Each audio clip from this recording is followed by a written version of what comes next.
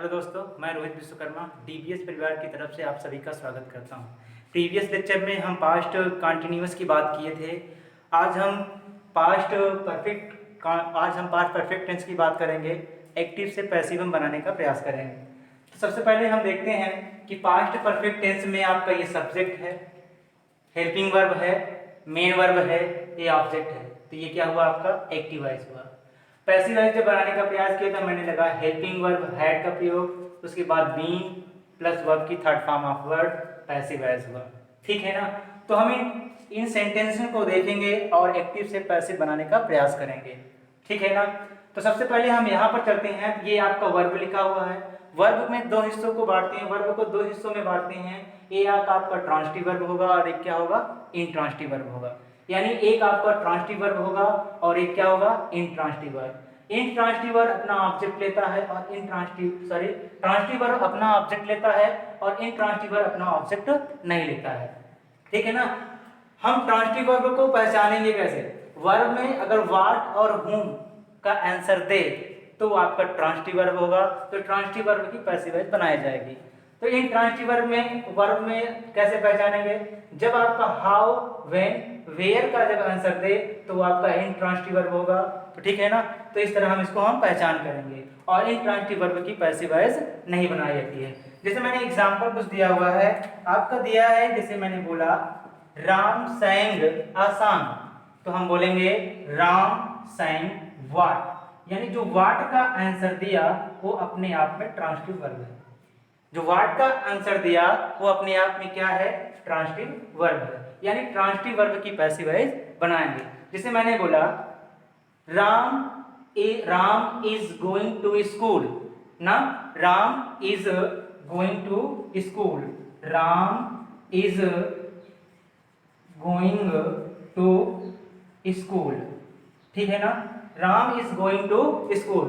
तो जब इसका आंसर हम पता करेंगे तो Ram is going to where, यानी जो वेयर का आंसर दिया वो अपने अकर्मक क्रिया होगी, यानी इंट्रांजिटिव वर्ब होगी। इतनी बात समझ आई?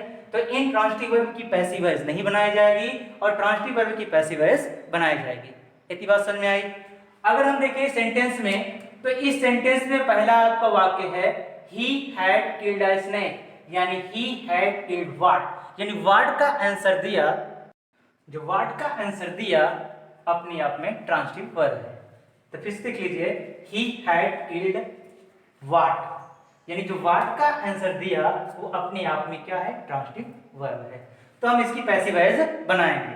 जैसे मैंने बनाया, तो ए स्नेक को मैंने ऑब्जेक्ट में रखा। क्या रखा? ए स्नेक को मैंने कहाँ रखा? ऑब्जेक्ट में रखा। तो बनाएंगे ए स्नेक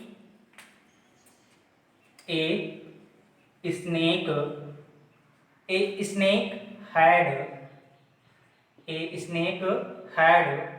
बीन, वर्ब की थर्ड फॉर्म है, वर्ब की थर्ड फॉर्म लगाएंगे पैसिव वॉइस में। किल्ड, नेम ऑफ पर्सन के साथ जब लिविंग हो तो क्या लगाते हैं? बाय का प्रयोग, सब्स्टिट्यूटिव प्रीपोजिशन बाय का प्रयोग किया। उसके बाद ही आपका डूअर है, इसको हम एजेंट के रूप में रख देंगे, हिम। इतनी बात समझ में आई? दूसरे सेंटेंस की बात करें तो दूसरा सेंटेंस है राम हैड रिटन व्हाट, यानी व्हाट का जो आंसर दिया वो अपने आप में ट्रांजिटिव वर्ब है। तो मैंने ए letter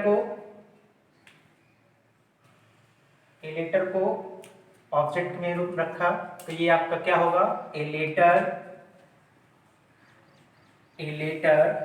had, change helping verb का प्रयोग करें, हैड बीन,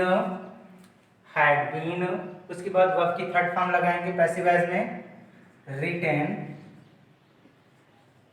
ठीक है? नेम ऑफ पर्सन के साथ सब्स्टिट्यूटिव प्रीपोजिशन बाय का प्रयोग करेंगे, बाय, उसके बाद रन। समझ में आया? हम तीसरी एग्जांपल की बात करें। तीसरा एग्जांपल है they had finished my work. तो माय वर्क को मैं क्या बनाऊंगा? माय वर्क अपने आप में ऑब्जेक्ट है, तो माय वर्क आपका ऑब्जेक्ट है, मैं इसको सब्जेक्ट के रूप में डिफाइन करूंगा। माय वर्क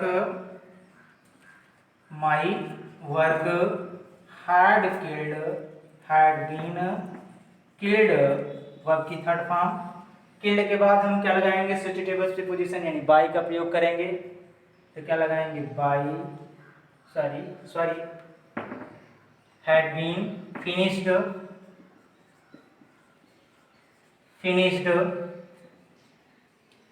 बाई, दे का क्या करेंगे, डूअर है, हम एजेंट के रूप में रख देंगे बाई देम। ठीक है ना।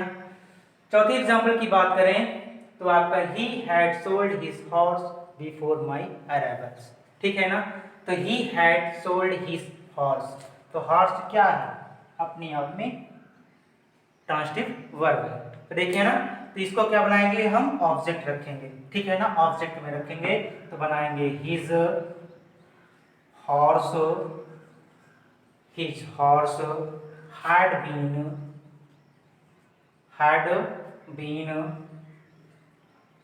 been। उसके बाद वर्ब की थर्ड फॉर्म आपका सोल्ड है तो उसको एज इट इज रहने देते हैं। ठीक है ना, तो क्या हो जाएगा, सोल्ड। ठीक है ना। उसके बाद बाई, उसके बाद बाई के बाद ये आपका डूअर है, ये आपका एजेंट में चला जाएगा। तो क्या हो जाएगा, by him before my arrivals. ठीक है ना, बिफोर माई अराइवल। ठीक इसी तरह हम सेंटेंस का उपयोग करते हैं और उसे पैसिव बनाने का प्रयास करते हैं। अब हम इंट्रोगेटिव एंड नेगेटिव सेंटेंस की बात करेंगे। आपका पहला सेंटेंस है had they not bought a dress. ठीक है ना, दे नॉट बॉट व्हाट, यानी व्हाट का आंसर दिया आपका ट्रांसिटिव वर्ब हुआ। ठीक है ना। तो ए ड्रेस आपका क्या है, आपका ऑब्जेक्ट है, हम इसको सब्जेक्ट के रूप में डिफाइन करेंगे। ठीक है ना। तो हम क्या करते हैं, सबसे पहले जो हेल्पिंग वर्ब होता है, हम हेल्पिंग वर्ब ऐसे ही रख देंगे, यानी लिखेंगे हैड। ठीक है ना। उसके बाद हम देखेंगे ये आपका ऑब्जेक्ट है, ये आपका क्या है, ऑब्जेक्ट है। मैं इसको पैसिव वॉइस में रखूंगा तो क्या हो जाएगा, ड्रेस, ड्रेस। उसके बाद हम ड्रेस के बाद हम क्या लगाएंगे, बीन का लगाएंगे। क्या लगाएंगे, बीन, यानी had a dress been, had a dress been. Verb की क्या लगाएंगे, थर्ड फॉर्म, तो क्या हो जाएगा, बॉट। ठीक है ना, had a dress been bought by. उसके बाद नेम ऑफ पर्सन के साथ ये आपका डूअर है, ये आपका क्या है, डूअर है, इसको हम एजेंट के रूप में रख देंगे तो क्या हो जाएगा, ये देम हो जाएगा। ठीक है ना। सेकेंड सेंटेंस की बात करें तो सेकेंड सेंटेंस है we had not read the book, यानी द बुक आपका क्या है, ऑब्जेक्ट है, मैं इसको सब्जेक्ट के रूप में रखूंगा तो क्या हो जाएगा, the book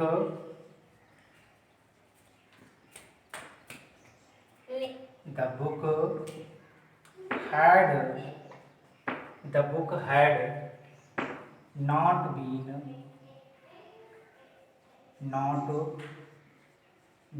the book had not been।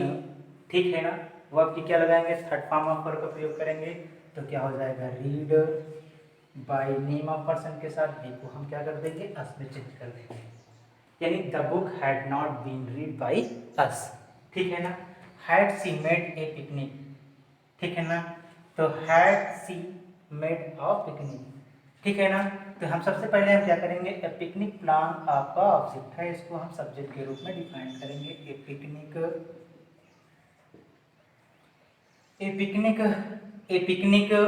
Had sorry यहाँ पर आपका क्वेश्चन वर्ड है, यानी ओपन एंडेड क्वेश्चन से दिया गया है। ठीक है ना, तो हैड को अपने आप में ऐसे ही रख देंगे, ये आपका हेल्पिंग वर्ब हुआ। हम पिकनिक को यहाँ पर रखेंगे हेल्पिंग वर्ब के बाद तो क्या हो जाएगा, ए पिकनिक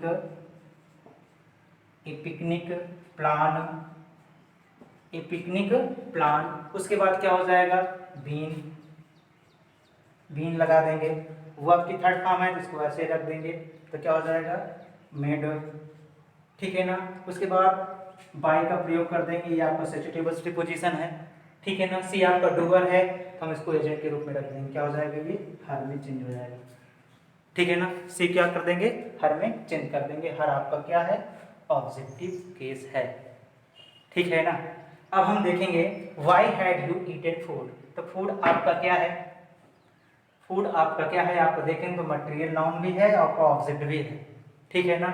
तो फूड को हम ऑब्जेक्ट के रूप में रख लेंगे, यानी हम फूड को क्या करेंगे, ऑब्जेक्ट में। पहले क्या है, वाई है, डब्ल्यू एच फैमिली है, इसको हम ऐसे ही लिखेंगे जैसे ये लिखा है, ठीक है ना। तो हम लिखेंगे वाई वाई, उसके बाद हम देखेंगे helping verb had, why had, why had food, why had food, उसके बाद लगाएंगे been, why had food been, ठीक है ना। वर्ब की थर्ड फॉर्म है, लगाएंगे तो हो जाएगा ईटेन बाई।